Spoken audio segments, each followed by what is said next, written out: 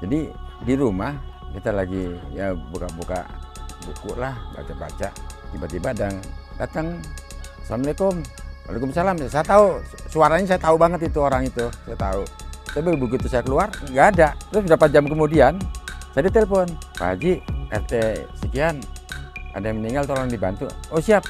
Begitu saya lihat jenazahnya malam itu juga. Nah ini datang ke rumah tadi nih orang, berarti kemungkinan diminta tolong sama saya, mungkin begitu kali. Assalamualaikum warahmatullahi wabarakatuh. Ketika Anda menyaksikan tayangan ini, artinya Anda sedang menyaksikan channelnya Bang Kuncir. Orang yang paling mulia adalah orang yang paling baik dan paling bermanfaat bagi sesamanya. Hadis ini sangat sering dan sangat populer, pasti sering kita dengarkan. Nah, kali ini kita akan berbincang dengan seseorang yang mempunyai profesi yang sangat mulia, tapi kadang dipandang sebelah mata oleh orang lain. Siapakah dia dan apa profesinya? Yuk kita ikuti.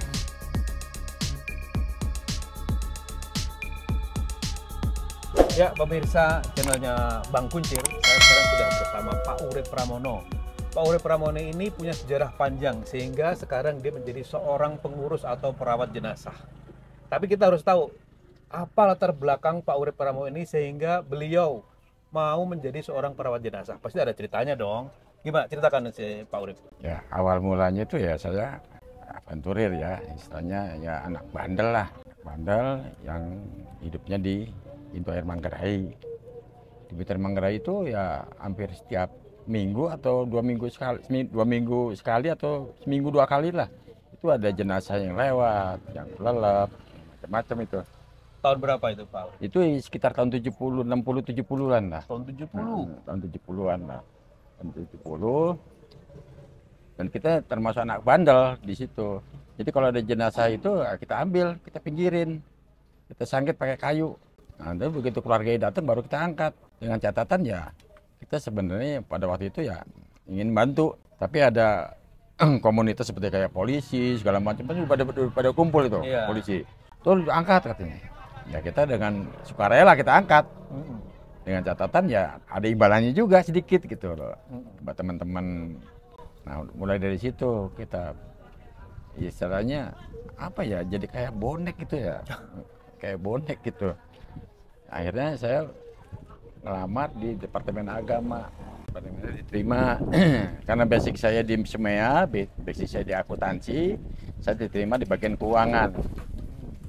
Setelah di bagian keuangan, lamar kerja di situ, saya diberangkatkan ke Saudi di bagian urusan jenazah, bagian ambulan.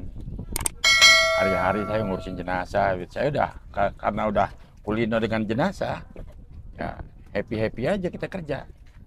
Terus diberangkatkan lagi bagian itu juga. Saya bilang sama pimpinan, kenapa sih saya bagian itu katanya. Kata pimpinan, udahlah memang udah ahlinya kata gitu. Padahal dia nggak tahu kalau saya itu memang anak bandel, memang modal nekat gitu pada waktu itu. Nah saya itu belajar.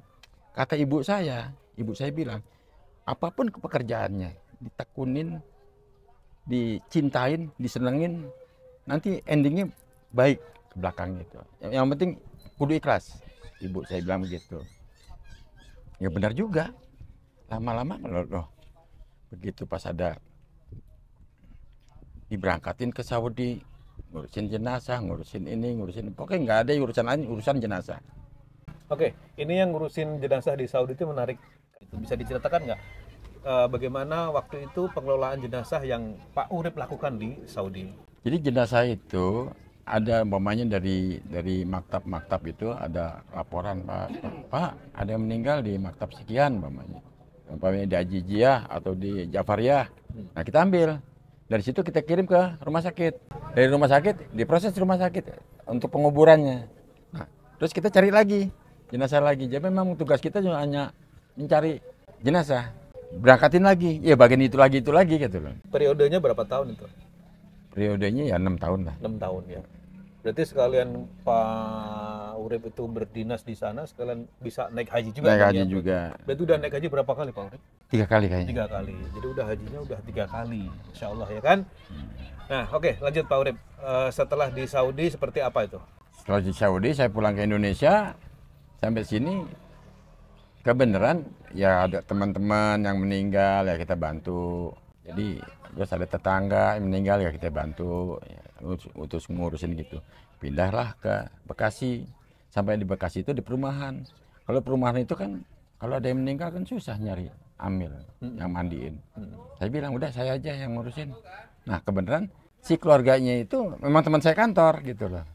Teman saya kantor, udah urusin Pak Urip aja. Nah mulai deh dari tahun 2001 ya. 2001 saya ada komunikasi dengan TPU Mangunjaya. Sebenarnya sih semua TPU, Pondok Kelapa, Pondok Ranggon, itu banyak teman-teman yang kurang gali, teman-teman itu banyak lah. Kebenaran di Kasudin Pemakaman Jakarta Timur itu teman saya sendiri gitu. Jadi kita bisa komunikasi. Nah dari situ kita belajar gimana caranya untuk komunikasi dengan orang-orang TPU. Terus kita kan sebagai pelayan ya, sebagai pelayan tergantung si duka ini maunya diapain gitu loh. Pokoknya mau dibawa ke Jawa, saya bawa ke Jawa pakai ambulan. Ambulannya juga ambulan kita punya komunitas ambulan itu. Komunitas itu, yuk kita ke Gumolong pokoknya, kita bawa ke Gumolong. Nah saya supirnya tuh gantian karena ambulan itu nggak mungkin saya jalan sendiri, harus berdua. Karena buat gantian kan. Bertiga dong sama yang di belakang. Ya. Rame-rame, di belakang mana ada keluarganya juga. Iya. Ada nggak pengalaman yang tidak bisa dilupakan lah masalah mengantar jenazah ini? Biasanya kan adalah penampakan ini, ada gerakan ini segala macam gitu. Ada suatu ini. Kalau nggak salah saya pulang dari Sukoharjo, saya mampir di perbatasan Semarang antara Semarang sama Salatiga itu. Itu ada pom bensin. Pom bensin saya lihat teman saya tidur. Saya nyetir mau ngisi bensin. Saya pikir istirahat dulu di situ. Istirahat dulu, terus saya tidur, ngegeletak. Di kuping saya udah berisik ini. Tanggung Pak, bentar lagi Semarang. Lah, ini temen tidur nih, ini ada suara katanya. Oh, saya langsung bablas. Antara perbatasan Semarang sampai ke Alas Roban, di situ ada warung kopi. Saya berhenti warung kopi, udah subuh itu. Peristiwanya dari jam 1 malam. Sampai situ udah masuk subuh, kita ngopi, baru kita delak situ. Waduh, ini enak juga nih begini. Sampailah ke Jakarta. Oke. Jadi Pak Urip ini kan ngurusin jenazah dari mulai jenazahnya itu masih di rumah duka, mungkin di rumah sakit juga udah diurusin ya kan. Ini ngomong masalah jenazah kan macam-macam bentuknya ya. Meninggal itu kan ada yang sakit, ada yang kecelakaan, ada yang bunuh diri bahkan dalam kondisi yang tidak utuh gitu loh ya kan. Pernah mengalami seperti itu. Ada tantangannya seperti apa Pak Urip? Tantangannya ya kalau menurut orang-orang kata si amis ya. Amis darah kemana-mana kan masuk kantongan kuning tuh. Kantongan kuning itu darah tuh ada kalau 2 liter, seliter 2 liter lah ketemu lah. Kita buka gitu bertumpah semua. Nah itu badan itu kadang nggak utuh. Ada yang kakinya mencong, apa segala macam. Ya itu kita rapiin Pak. Kita rapiin dengan senang hati ya, dengan senang hati dengan lillahi ta'ala. Terusin. Umpamanya ada yang robek kita jahit, ya kan? Kita lempengin umpamanya supaya darahnya nggak keluar gimana caranya. Ya, kita punya akal itu. Punya akal. Kita jahit dulu, kita rapin dulu, kita lem dulu pakai selatif lah. Tapi ada yang seperti kayak kulit itu loh warnanya. Jadi gitu. Suka dukanya itu kalau dukanya nggak begitulah. Ya. Kalau sukanya alhamdulillah. Karena kita udah niat ya. Niat dengan pengurusan jenazah itu apapun bentuknya. Kita bismillah. Ada suatu kondisi, kejadian yang luar biasa lah yang pernah Pak Urip alami dan itu mungkin butuh perhatian khusus. Pak Urip harus ada suatu ekstra lah tenaga atau ekstra perhatian, konsentrasi untuk ngurus suatu masalah tentang jenazah ini gimana? Pernah nggak? Ada jenazah yang kira-kira udah 12 hari baru ketemu di kamar ya. Itu kulitnya itu sama kepalanya itu udah nempel di ubin. Kita ngambil nggak mungkin pakai tangan. Kita pakai skop, kumpulin dulu. Kita masukin ke dalam peti. Tangannya terlepas, kakinya terlepas, itu urutin di situ. Masukin dalam peti. Dalam peti ya baunya lumayan, kata orang. Kata saya udah mampet ke hidungnya. udah ada lapisan tersendiri ya. Mungkin udah bau, nggak bohong kalau nggak bau tuh. Terbiasa. Nah, tapi karena udah biasa, baunya udah khas ya. Bau jenazah tuh udah khas. Ya. Udah kita pikir bismillah tawakal tuh udah kita kerjain aja. Ya kira-kira ya selesai masukin petinya juga peti khusus ya. Telepon sama temen, halo kirimin peti khusus buat ini gitu. Kasih video call, ini, oh iya udah. Dan saya bilang ini segera harus dimakamin. Jam 7 pagi udah selesai. Itu peristiwanya jam 11 malam sampai jam 3 pagi. Proses itu. Enggak ada orang. Sedangkan ada orang juga, orangnya pada kabur semua, udah hilang udah. Karena bau mungkin ya. Kalau kita kan udah baunya udah mampet kali itu. Sebenarnya pekerjaan jadi seorang pengurus jenazah ini kan nggak banyak orang, bukan pilihan lah ya. Mungkin kalau bisa memilih pekerjaan mungkin yang lain gitu. Sebenarnya sih apa sih yang mendasari Pak Urip ini sampai sejauh ini begitu mengabdi pada kemanusiaan untuk ngurusin jenazah ini? Dorongan apa yang? Jujur ya, karena saya banyak dosa. Saya pengen ngilangin dosa aja. Mungkin saya kalau mau main dosa nggak ketutup itu. Mustahil kita masuk surga tuh mustahil banget. Tapi dengan cara yang begitu mungkin ya sedikit kurangin lah.